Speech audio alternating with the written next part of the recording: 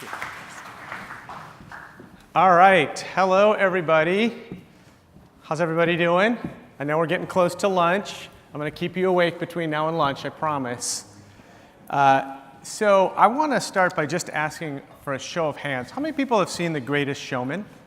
All right, it's not huge. It's looking like about 20% of the audience. So it's a terrific movie. It's a musical, actually, and it chronicles the history of P.T. Barnum, the inventor of the Barnum and Bailey Circus, and it's just got all these great messages and kind of feel-good story. So every morning, I wake up on my phone alarm to the theme song from this movie. Now, since not that many of you have seen it, I'm going to give you a little demo. It goes something like this. Whoa! Doom! Ladies and gents, this is the moment you've been waiting for. Whoa! Doom! Now you can see why that wakes me up. And hopefully it wakes you up as well. But this morning, when I woke up to that song, I was thinking about something else. I was thinking about customer experience. Now, to be fair, I think about customer experience more than most people do. But bear with me for a second. Why was I thinking about customer experience in The Greatest Showman? Because after this movie became popular, theaters started doing something really, really interesting. They started offering a sing-along version of the movie. So they invited people back who had already seen this musical, and they said, come on back, and this time, instead of having to sit and be quiet like you're supposed to in a theater and pay attention, we want you to sing along. Whoa! And my 10-year-old daughter did this and had an unbelievable experience. So think about this. First of all, they got people to come back and see a movie and pay for the movie twice. Second, they created this immersive experience that made everything so much more memorable than just going to a theater. And my hope for you today is that I'm able to show you how to do this with your business, how to create memorable experiences that get people talking about you, particularly in social media. Just like you're going to talk about that crazy keynoter that you heard that got up and sang in front of the audience. You see, it used to be that what happened on an airplane stayed on an airplane, right? We all got into the plane, we sat down, we put on our headphones, and we minded our own business.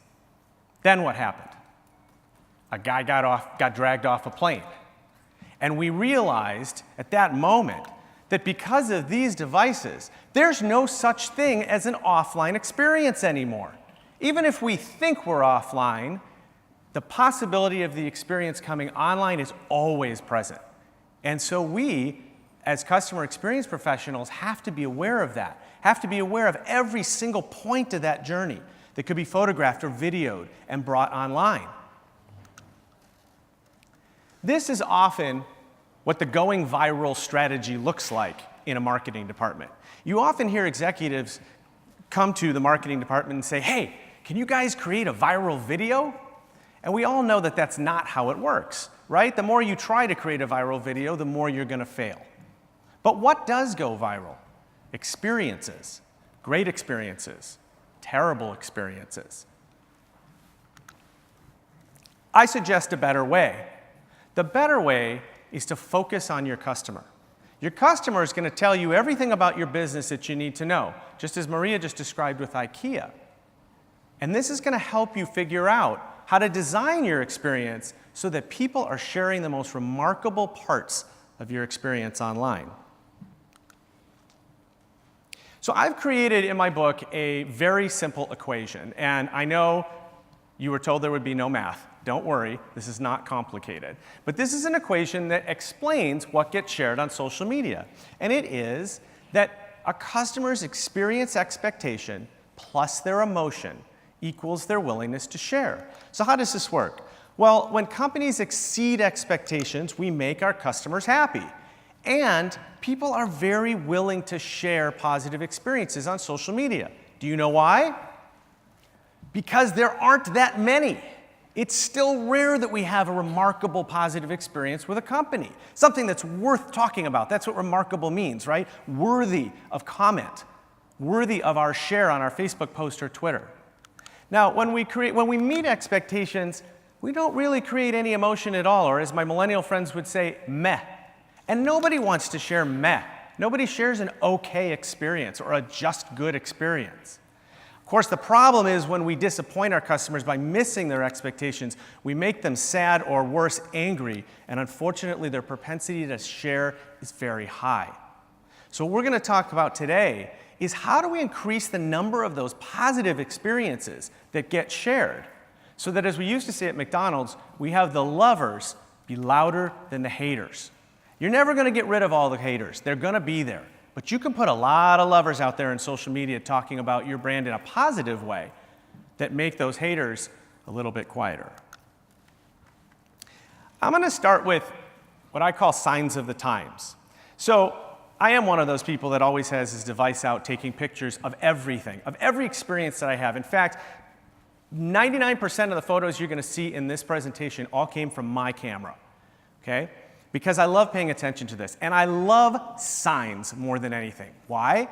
Because the signs that retailers and restaurants and other and public utilities place around their business say so much about what it's like to do business with them. Words matter, in other words. Look at this sign above a retailer in Manhattan.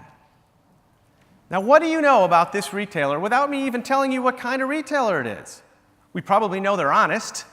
We probably know they have a sense of humor. And we probably know that they're reasonably low priced, right? I saw this sign and I was like, I gotta go. I don't care what he's selling. I gotta go find out because this guy got my attention. Turns out he's a shoe retailer. Here's another one outside of a restaurant. This is a fast food restaurant. Quality service that doesn't cut corners is our recipe.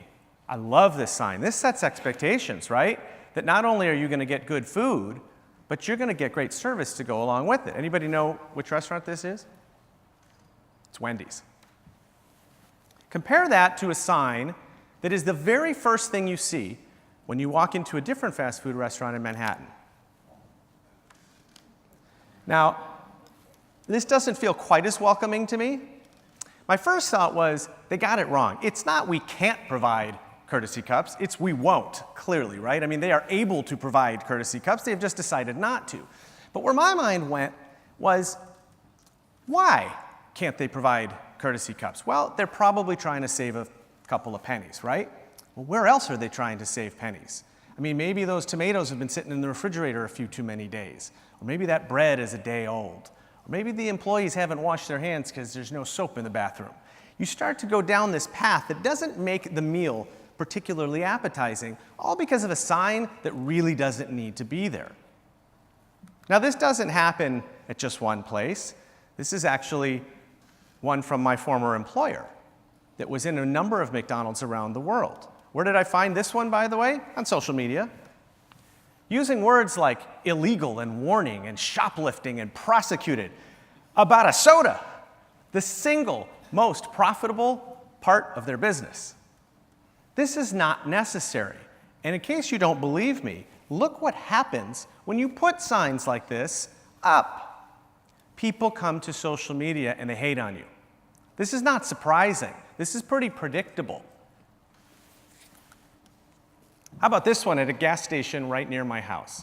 Now, I love this one because my first thought was, well, if there's only one cashier on duty, I'm screwed, even though I need help, right? Not that it's my problem that there's only one cashier on duty.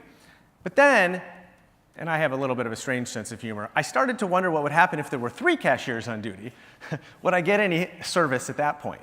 Again, this is a sign that probably was put up for a decent reason. I'll bet if I talked to the manager of the gas station, he would have said, well, this is a security issue. I can't have my one employee leave the cash register empty or alone, right? Okay, but tell me why that's my problem as a customer. It isn't. So if I need assistance and there's only one cashier on duty, what am I doing? I'm going across the street to the next gas station, right? You've lost a customer because of this, which is clearly not necessary. This is a different gas station down the street from my house. I think I like this one a little bit better. This is a sign right outside of an office building in Chicago. And I love this because with just 2 words, this sign turned from basically a normal, unremarkable instructional sign to one that's got some friendliness and some personality simply by saying almost there, ... This isn't hard. It didn't take that person much time or effort to put a few more letters onto this sign to make it friendly. This is also from Chicago. You might possibly guess that I live in Chicago. This is an Italian restaurant. It's an Italian restaurant called Osteria Via Stato, and the restaurant is separated into two parts. There's a pizza side and there's a pasta side. And patrons can decide which side they want to sit on. And this is actually a very busy set of doors that both customers and waiters and staff are going through. So imagine people holding trays of food. You've got busboys, you've got customers going between the two sides of the restaurant. And the thing that was so remarkable to me as I was sitting in this restaurant is not a single time did anybody crash into one another. Now, think about most doors that you see, certainly in the US, I believe in the UK as well. What words do they say? Push and pull. Both four-letter words, both start with PU, and words that people confuse all the time. Because you're doing this, and then you see, oh, it's supposed to be push. So what did this restaurant do to make sure that not a single person in this crowded restaurant bumped into one another? They did the simplest thing possible. I thought this was absolutely amazing, right? All they had to do was change push and pull to yes and no, and nobody crashes into one another. This is about doing simple better. And doing simple better is one of the best ways to create remarkable experiences for your customers. Okay, now we're going to talk about some other experiences that don't involve signs. And Experience This, by the way, is a subtle plug for my podcast where we talk about experiences like this all the time, and it's a lot of fun.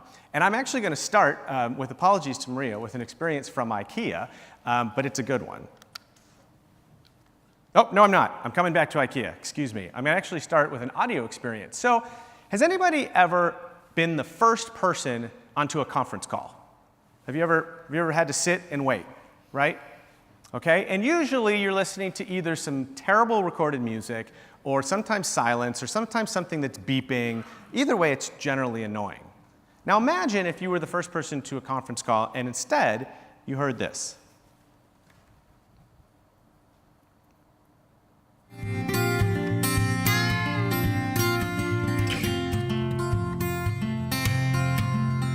Well, I've been sitting here all day, I've been sitting in this waiting room, and I've been waiting on my friends, yes, I'm waiting on this conference call, all alone, and I'm on hold, well, yes, I'm on hold, I hope it's not all day. All right, thank you. Now, obviously, you should go onto YouTube, by the way, and hear the rest of this song. It is absolutely incredible. I had the strangest experience when I got onto this conference call. I did not want the other party to come onto the call because I wanted to hear the rest of the song.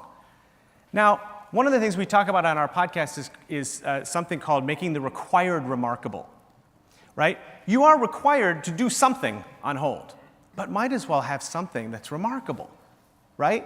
And to create an experience out of something that either was boring or was no experience at all. IKEA did this with an advertisement for a crib. Now, you might not be able to read the whole advertisement, but I'll explain it to you. At the bottom of this ad is a strip that is actually made with the same technology as an at-home pregnancy test. The idea, you see, is that you are supposed to pee on the ad, and if you are pregnant, the strip will reveal a coupon for half off of the crib. I think that's pretty cool. Now, think about this. IKEA made an experience out of a paper advertisement. When's the last time that you actually did something experiential with a paper advertisement? I think this is an awesome example. Now, I have to warn you, this is not the last reference to peeing in my presentation.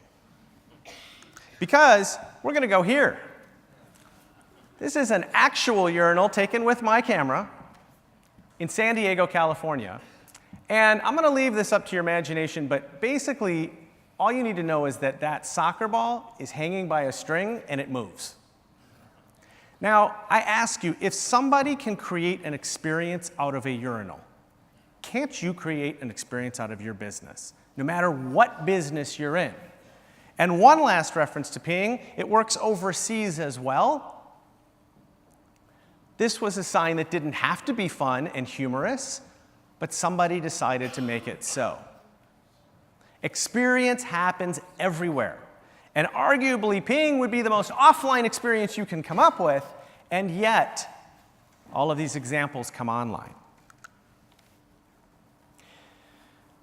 This is an example from my book. It's at a hotel that I stay at many times. And so I noticed one day when they had changed the sink faucets in the bathroom. I noticed it simply because I'm there quite often, and I noticed that they were nice new sink faucets. The problem was the next morning when I went to iron my shirt, I could not fit the iron underneath the faucet. Now, this seems strange to me because how many possible use cases are there for a hotel sink? We brush our teeth, we wash our face, maybe we have to wash an item of clothing if we need to, and we use the iron, maybe we fill the coffee maker. It's not like I was trying to make macaroni and cheese in the sink, right? This was not an unexpected use case. And yet the person who's in charge of the irons at this hotel and the person who's in charge of the faucets at this hotel are clearly not the same person, and they weren't talking to each other. And we hear about silos all the time and how silos can kill the customer experience. But this is a terrific example. Now, I've had some smarty pants in audiences before say, well, why don't you just take the cup and fill it with water and fill the iron? Actually, I was using my hand, which was a lot more difficult. It's because I wasn't that smart. And at the moment, I needed just to iron my shirt. I was in a hurry, and this was a hassle. Compare this to a different hotel, same chain incidentally, that installed a motion sensor, a motion-activated light underneath the night table, so that when you wake up in the middle of the night and you step down onto the floor, it lights your path. Brilliant. This is probably a 50-cent addition to the bottom of this nightstand. And yet, what was so amazing about this was that somebody at this hotel chain had to literally get into the customer's shoes, perhaps slippers, to understand that this was an issue, to understand that waking up in the middle of the night and fumbling around in a strange room that always seems to be darker than your room at home, and people are possibly banging into the bed, and maybe it's a safety issue, but this was such an elegant and easy solution that to me was remarkable. Here's an example of a US retailer that didn't notice that there was a spelling error on their product, right on the shelf. Actually, it was a punctuation error, if we're being specific. This is sloppy, right? Well, here's another example of a UK retailer that did notice that they made a mistake, and they turned it into a viral marketing opportunity. Look how many retweets and likes that post got. More than the number of bags they printed. Incredible, right? So you can even take a mistake and turn it into an experience that people talk about. I think probably the best example of this of all is the Share a Coke promotion, right? You put people's names on bottles, and what do you see when you walk into a convenience store? You see people digging through, finding their name or their friend's name or their spouse's name or whatever it is. And then, of course, the whole promotion is set up to share, right? Now, they've recently added even these little stickers so you can peel them off and you can give them to the person, which I think is also really clever. But this is pretty simple. I mean, actually, this one's a little more complex to probably execute from a production standpoint, but just putting people's names on things, that kind of a personalization gets them to want to share. Okay, when a customer experience guy is walking down the street and sees something called robotic coffee bar, he has to stop. I mean, I hadn't seen this before, but I was like, all right, I got to check this out. So I walk in, and on the left, you see these kiosks. There's nobody in this store. It's manned completely by a computer. You see these kiosks, and you order your coffee, and the kiosk is very self-explanatory. It's a touch screen, you pay, and then this robot over in the corner there makes your coffee. So the way it works is you put in your order, and they give you a code, and they text you the code when your coffee's ready, which in this case, because I was the only one there, was literally seconds later.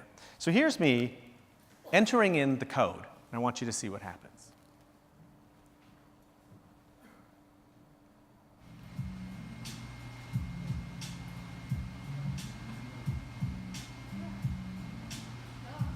Little coffee elevator coming here.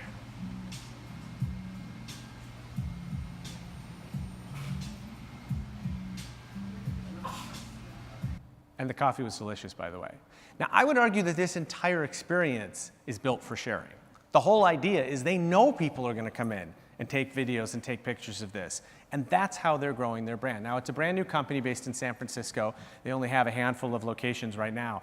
But this is an example of doing something completely different and remarkable. Okay, now we're going to shift for a moment to what happens when people do start talking about you on social media. Okay? Now, we know you all have the right technology to handle this because you're working with Clarabridge, but let's talk a little bit about some strategy. First, I want to give you a couple of examples. The first comes from Discover Card, which is a US credit card, my former employer, that I absolutely love. Rob tweets at us, haven't checked my mail in a few days, and there are 3 offers for the Discover It card: persistence or lack of coordination. Now, we taught our agents, when reasonable, to sort of mimic back the tone of the customer back to the customer. And this guy was a little bit snarky, so our agent, I think, was perfect. She had a tiny bit of a snarky answer. Wow, we must really want you, we must be really excited to have you apply. But then she gets right into the answer, which is to DM us with your name and address. We'll take you off the list.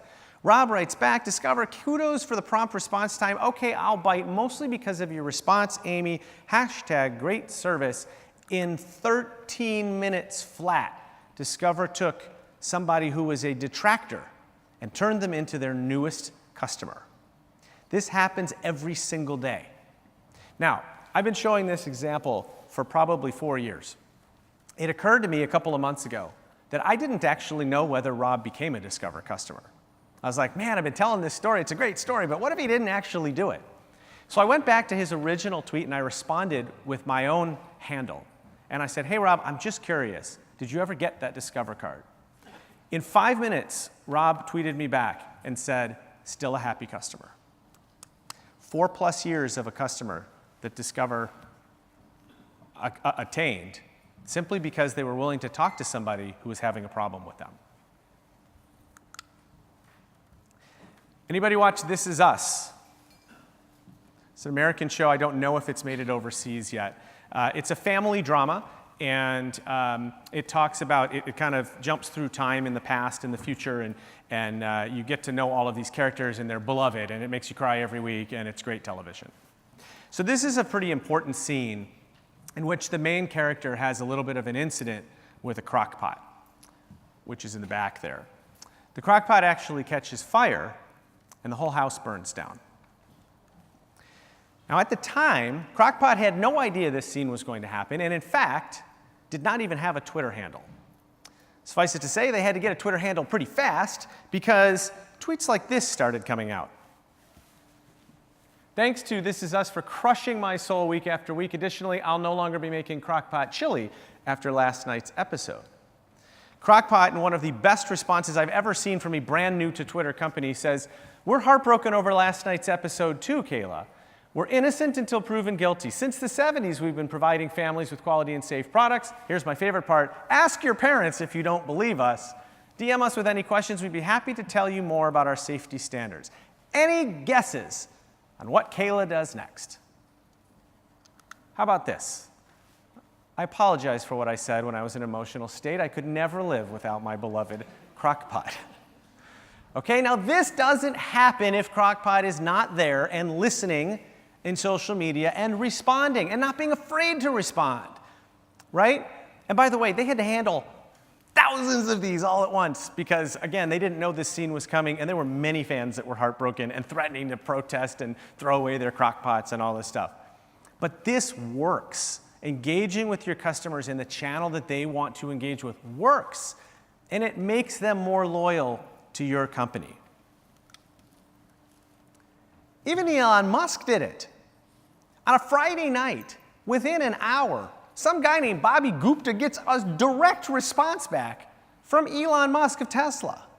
Now again, I say to you, if Elon Musk can respond to his customers individually as the head of Tesla, can you do that for your business? Don't you think you should do that for your business?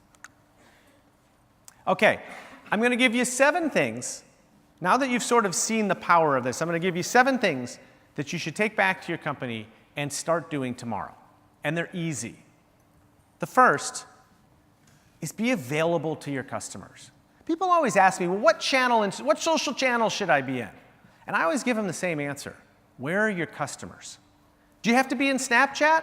Not if your customers aren't there. Do you have to be on Instagram or Pinterest? Not if your customers aren't there. You probably have to be in Facebook and Twitter. But the other question that I get is, do I have to be there 24 hours a day? And my answer to you is, and I'm going to call them out because I know the answer is yes for these guys. If you're Lufthansa, who spoke this morning, yes, you have to be 24/7. Why? Because you're flying 24/7. Because your customers need you. If you are a corner bakery that's only open 8 hours during the day, you don't need to be on social media 24/7. But what you should do is set customer expectations. Both Facebook and Twitter allow you in your profile to say what hours you're available. And if you tell people the hours you're available, then they don't expect you to be available outside those hours. You manage those expectations, go back to the smiley faces, right? What we don't want to do is disappoint. We don't want to miss expectations. We don't want to look like we're open 24/7 and then make people wait hours and hours for a response. The second is don't be afraid of complaints. Complaints are often your best source of information for what's working and what's not working about your product, your service, and your experience. If you're afraid of complaints, then you're basically shutting your eyes to what is causing pain to your customers. And we don't want to ever intentionally cause pain to our customers, right? In fact, we want to eliminate those pain points. The amazing thing is that customers are telling you every day what's annoying them. The third is respond to everyone. So let's go back to our smiley faces. One of the things that companies often forget is the people that are complimenting you are taking time out of their day to give you a gift. Now, if you talk to any marketer, and especially those that are being asked by the CEO to create viral videos, what are they looking for? They're looking for that elusive word-of-mouth marketing. But when people compliment your company, that is word-of-mouth marketing. That is what they've been looking for. But so many brands ignore compliments. Why would you do that? If somebody said to me after my speech, hey, that was a great presentation, and I just walked away, that wouldn't be really nice of me, would it? But that's what brands are doing every day. Now, the people that post that don't really have a positive or negative sentiment are usually looking for information. They're asking you a question, or they don't understand something, they're looking for clarification. So give them an answer, right? That is why they've come to this channel. And finally, the people that are upset are generally looking for some empathy, and they're looking for a resolution. Now, I put a little asterisk here, and I say that we do have a fourth category, which we lovingly call trolls. And those people are not looking for a resolution. They're simply looking for attention, or to be annoying, or to swear at you, and you don't have to answer those people. But everybody else you need to respond to. And of course, the word engage is up there 3 times. Because social media has 2 words. Don't forget social. That's the engagement part. That's what makes this channel different from any other marketing or customer service channel out there.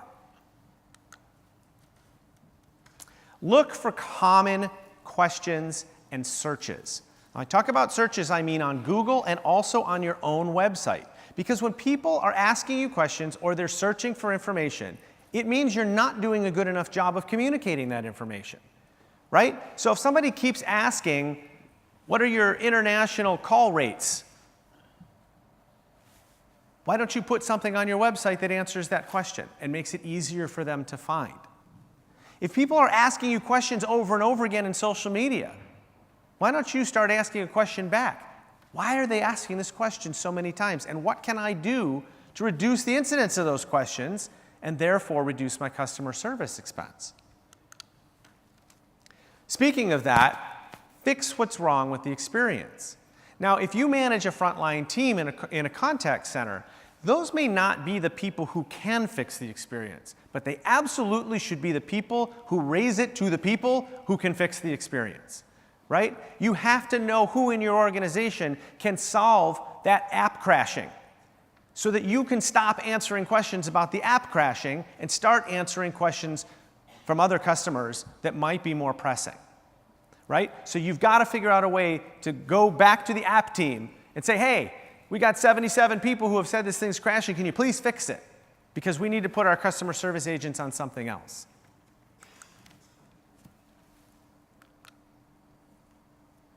Identifying new products is a really, really interesting thing that you can do, and I want to give you 3 examples.